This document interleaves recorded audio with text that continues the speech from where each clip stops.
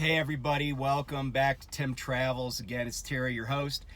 Hey, today, real quick, I'm in Wyoming. I don't have much to talk about there. We do have a lot to cover today, so I want to get right to it. I'm going to try to get through this without sneezing because the sun's kind of bright and some guy's parked across from me with his white trailer. So what we're going to talk about, this is the second in the installments on things to consider for owner operators, lease operators, and even if you stick around, you'll see company drivers.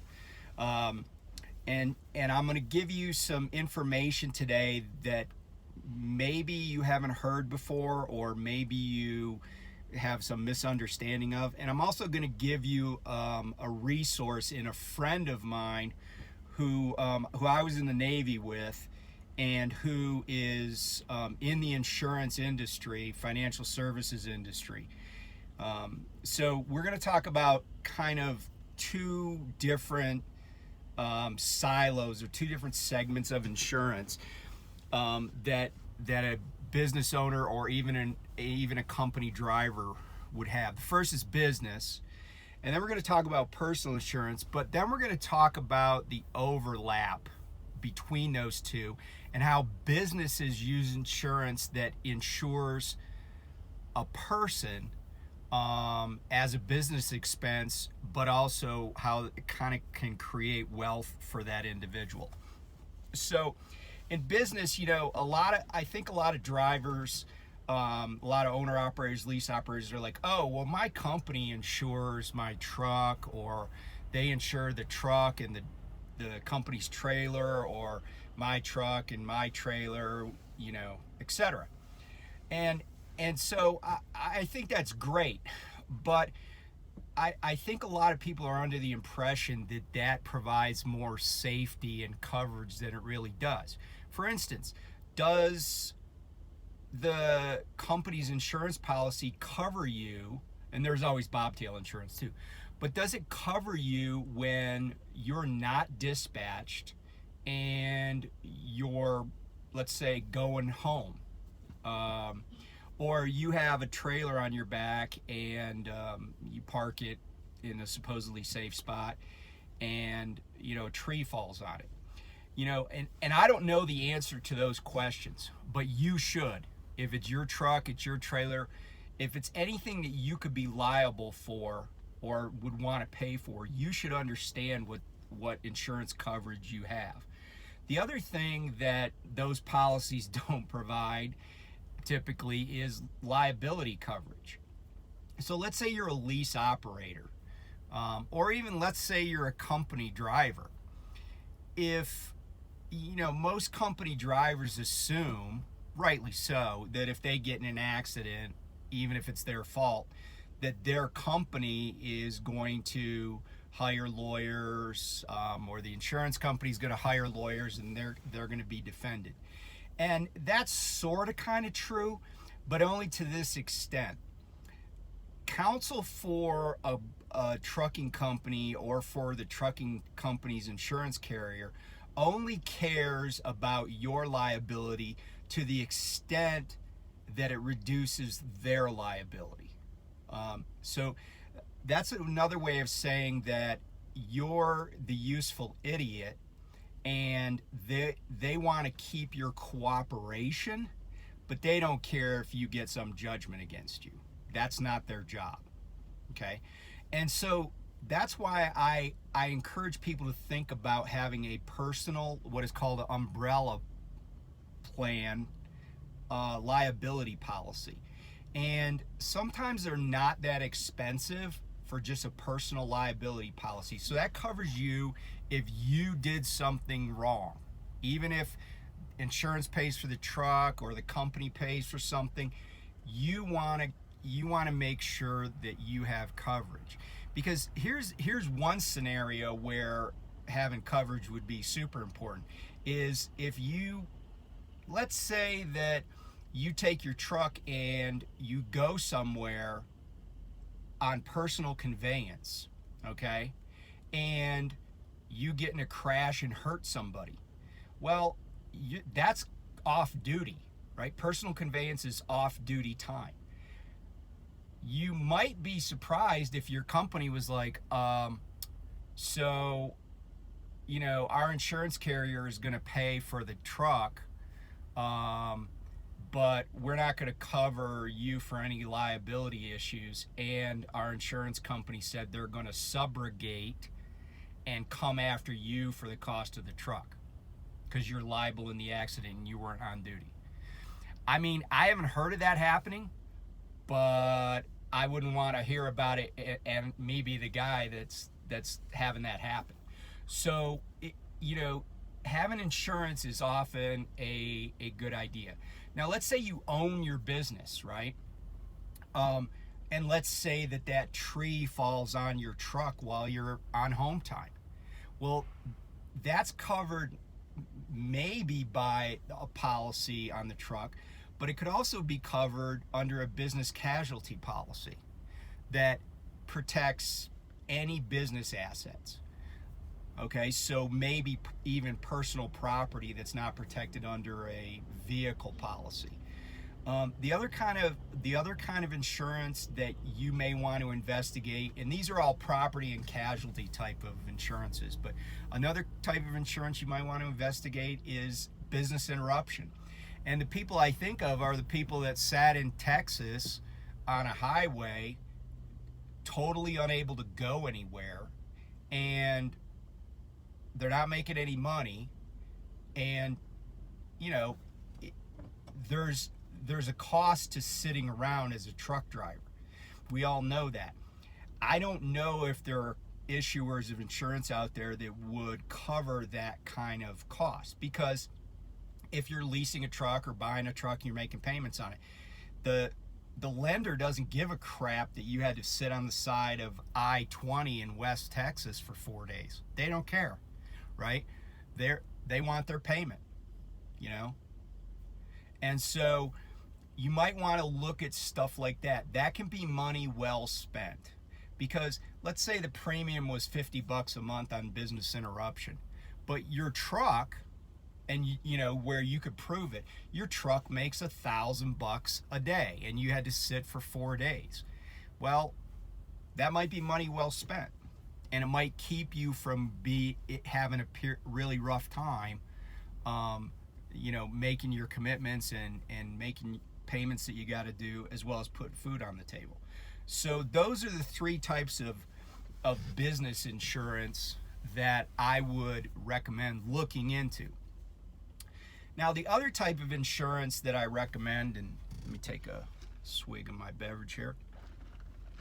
The other types of insurance are what I would call personal lines. And in particular, two kinds of personal insurance: life insurance and disability insurance. So the name of the person I'm going to give you is Mark Lampman, just like it sounds, Lampman. Now, before Mark was a steaming pile of awesomeness, like he is now, he was a scrawny, sniveling, scared plebe midshipman at the U.S. Naval Academy. But it was just his luck that I ended up being his company chief.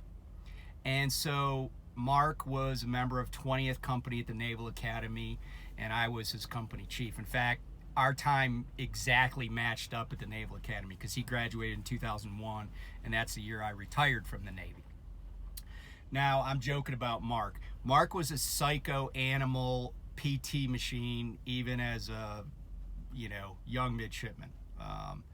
And that came in handy, because right after graduation, in addition to marrying his awesome wife, he left the East Coast and went to Bud's in San Diego.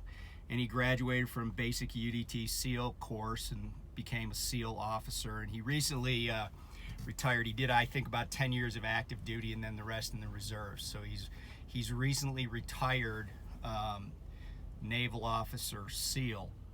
And he's a good guy. He's a good man. And I'm proud to know him. And I hope if you got any questions about this stuff, you hit him up. He works for New York Life. So let's talk about life insurance. And as I think I mentioned, maybe one other time, I used to work for MetLife several years ago. So in life insurance, I'm going to give you a minor sales pitch about life insurance. You're 24 years old. You're driving a truck. You're making more money than a lot of people that you know, and you got the world in front of you, and everything's going great. And you're like, well, why do I need life insurance? I mean, I'm not married, I don't have any children, and my parents have plenty of money. What's the point of paying life insurance premiums, the monthly payments? And my answer to that is this, and I'll share with you a couple of quick anecdotes. So first of all, the younger you are when you get insurance, and I don't care whether you're male or female, smoker or non-smoker, although I recommend being deemed a non-smoker at least when you get insurance. But the younger you get it, the less it costs. And typically policy premiums are level, meaning they don't go up as you get older in policies where you've taken a physical and gotten the policy issued. And the other thing that's true is once a policy is issued, as long as you did not defraud them, you didn't lie about anything, it's not going to be rescinded as long as you make the payments, make the premiums. So let's say you buy a policy that's good for 30 years, which would be called a term policy for a term of years. Let's say that you got a $500,000 policy when you were 24. And when you're 30, you're diagnosed with cancer. Well, I can tell you from being in that business that if you're diagnosed with cancer, you're going to be a lot harder to insure. You're going to struggle. So then, let's say you're 30, you have cancer, you beat it. But then you get married, you have kids, and you're like, I should have some life insurance. It's going to be a lot more expensive, a lot more, if it even gets issued at all. It's going to depend on the type of cancer, how it's in remission, etc. In other words, get it while you're young to make sure that if something ever happens, you can take advantage of it. And the other thing I'll tell you about life insurance policies is they typically have a rider in them, meaning an extra term that's called an accelerated death benefit rider. And that rider is usually free, but you have to select it.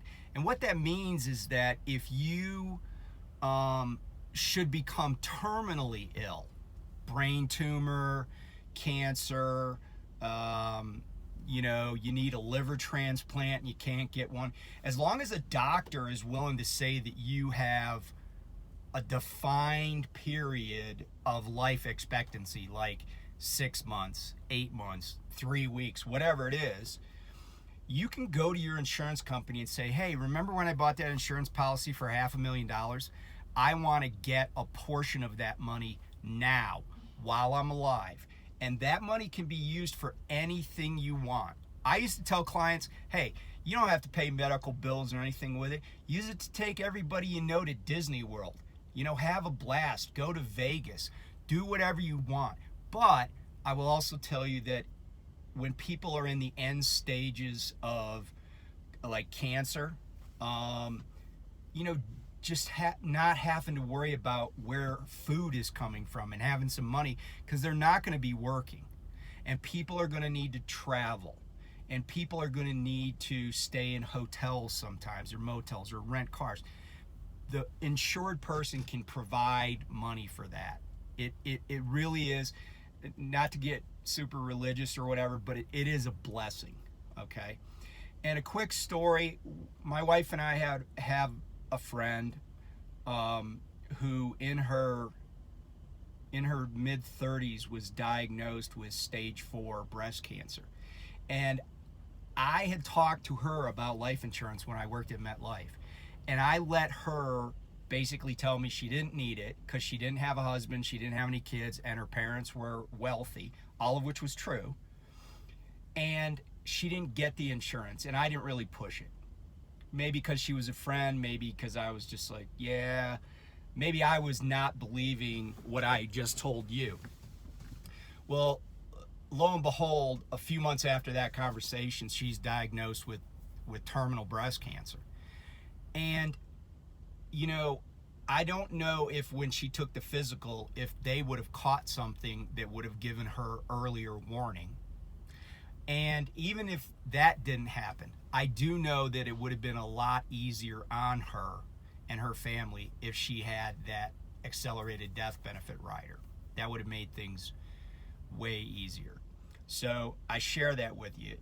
And so as we talk about life insurance, it's something I hope you'll think about. So really, life insurance, two different kinds, right? Permanent and temporary, okay? Temporary is easy. It's typically called term life insurance. And like I said, it's for a period of years. It's for a term.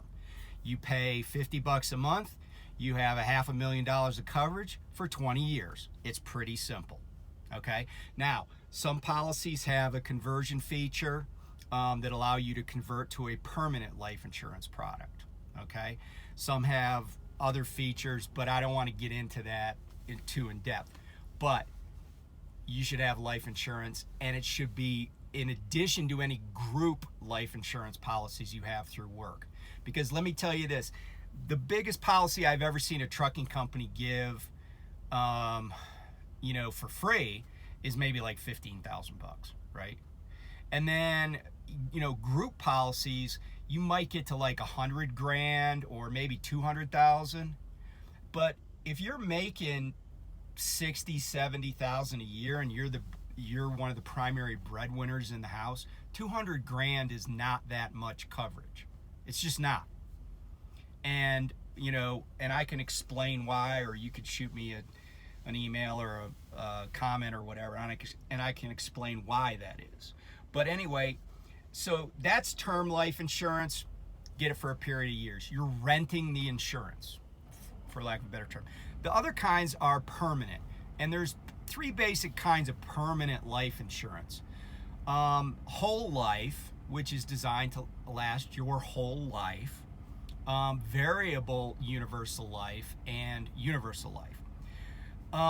Let me talk about universal life first. It's probably the one that is my least favorite of the permanent types, because basically UL, or universal life, was the idea that you would pay a premium and you'd get insurance coverage, but then any excess premium they would pay you like interest on, and you could accrue cash value. The problem with that is that if you buy a policy like that, you're really only going to have the insurance, because interest rates are so low and have been so low for years that you're not going to get any cash value out of it. Now, back when interest rates were like 10-12%, like when somebody's mortgage was like a 16% loan and car loans were like 22% for people with good credit, yeah, a universal life policy made sense, because they were investing that excess premium and you were making money on your policy while being insured. Variable universal life, that is a policy that hopes to accrue, in addition to the death benefit, it hopes to accrue money by having investments that are underpinned by mutual funds. In other words, you're investing part of the premium in the stock market. And, if it goes up, great, you have cash value, and you can at some point maybe apply those to the premiums, and you can keep that for your whole life, and you have that death benefit. But that's risky, because you don't know what the market's going to do. And so it's kind of, it can do well, but it's complicated. And, it's something that you have to kind of pay attention to. I sold some VUL policies when I was working for MetLife, but it's not for everybody. And it's something, like I said, that you kind of got to pay attention to. The last type of permanent insurance is called whole life. And whole life first of all, whatever the policy death benefit is, that's going to be your benefit for as long as you make the premiums. Even if you're 82 years old and you keep paying that $22 a month or whatever, that death benefit will be there for you. It won't run out. Whole life tends to be more pricey than term insurance, but it's because you get a cash value for it. So the difference, though, between the cash value on whole life and the other two kinds I mentioned, UL and VUL, is that you're basically guaranteed to accrue cash value as long as you make those payments.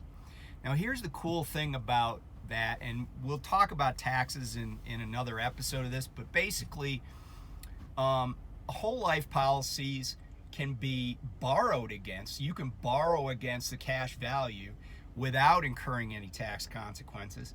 And unlike a 401k, for example, where you can borrow against it, you don't have to pay it back. If you don't pay it back, they just net it out of the proceeds when you die. You know? So like if you had a $200,000 policy and at some point the cash value was 70 grand and you withdrew 35 grand and you're like, yeah, I'll pay it back, and then you just never get around to it. Well, first of all, you're not going to get taxed on that 35 grand that you got. It's not income, right? But second of all, if you don't pay it back, then when you die, they say, okay, well, he had $200,000 of death benefit, but he owes the policy 35 grand, so we're just going to pay out 165 grand. Simple, right? And the way whole life works and the way it accrues cash value is when it's paired properly, when an insurance advisor does the modeling properly with a term policy, you can create an insurance package that will eventually not only pay for itself, but it'll pay for all the premiums in both policies. And when the one term policy drops off, you'll still have a ton of cash value and a even higher death benefit. Now, why do I share all this with you? Because some of this stuff can be paid for by your business, okay? And here's where the overlap comes in. Key man insurance, okay? If you own your own business, but you're the guy that's generating the income or gal that's generating the income because you have your CDL and you drive your truck down the road, your business can pay the premiums to insure you, even though, and then the business can be the beneficiary of the premium, or the beneficiary of the death benefit, so that if something bad happens to you, there's money to cover any losses, but the residual can still go to your family members. But let's say that you pay into that using your business money, you buy that key man insurance and you pay into it for 20 years and nothing bad ever happens, right? Well, if it's been a permanent policy, then you got 20 years worth of premiums made, and you personally could just take over the payments and take over the ownership of the policy. And you could change beneficiaries because, again, you're the company too, right? But there is a distinction, and that's an important distinction. And so that's one reason that I like life insurance as a wealth generating and wealth saving plan. It does so many different things. It insures your life. It can provide you with some cash, and all of that can be a business expense. So, something to think about.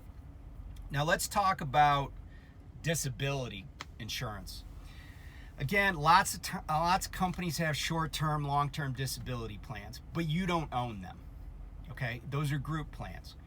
So some of the things that you want to look for, and let me be clear, there's workman's comp insurance and there's disability.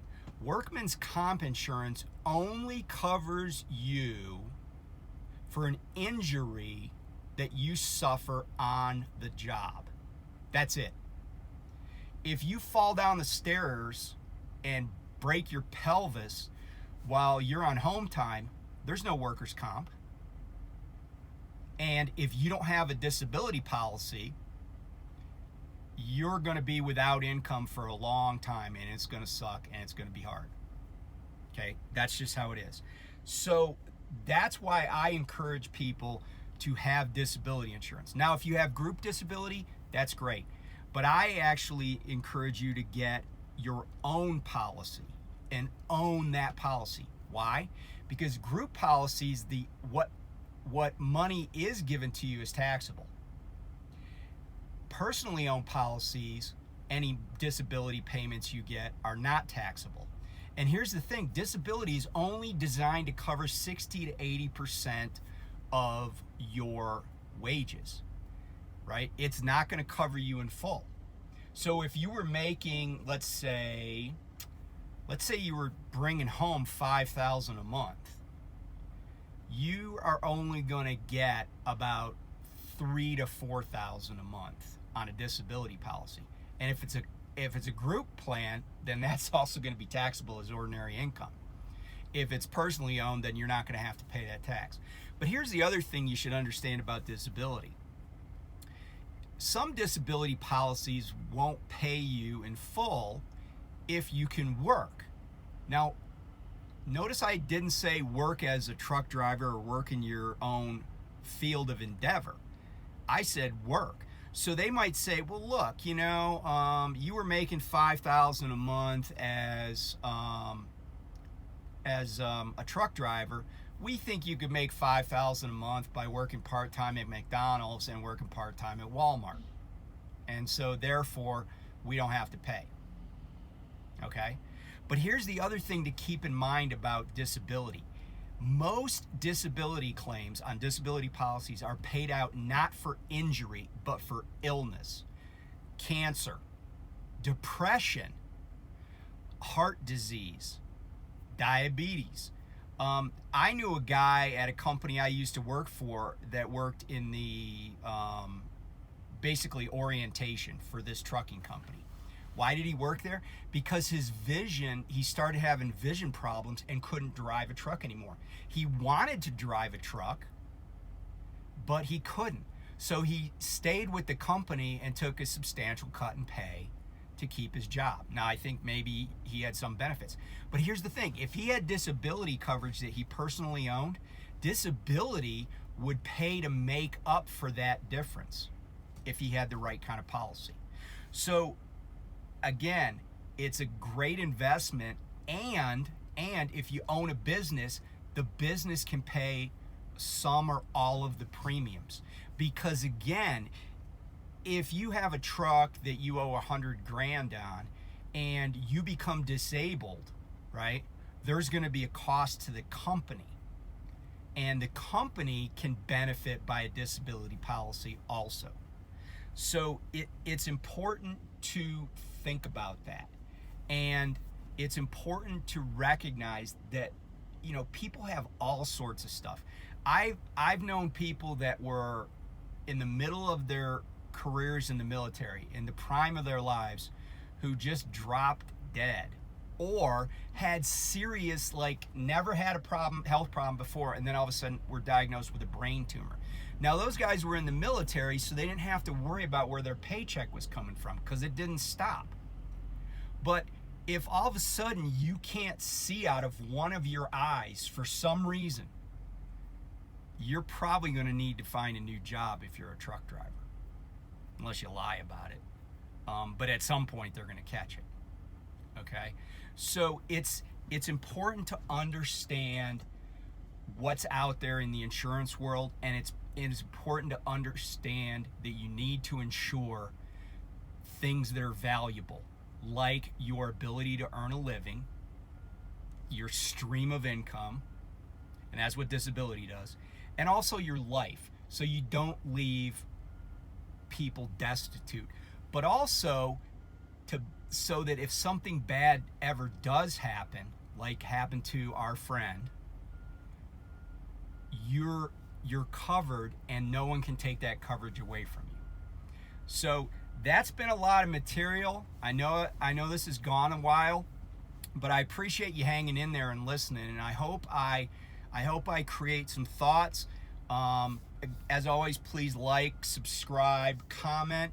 I'll answer any questions I can. And don't forget to look in the description so you can get Mark Lampman's contact information. He's a great guy, and you know, he's here to help. And I trust him with my insurance stuff. You should consider talking to him about yours. And if you don't have any of these things that I've described, you definitely ought to talk to Mark. It's not going to cost you anything. So take care, be safe, and we'll catch you next time.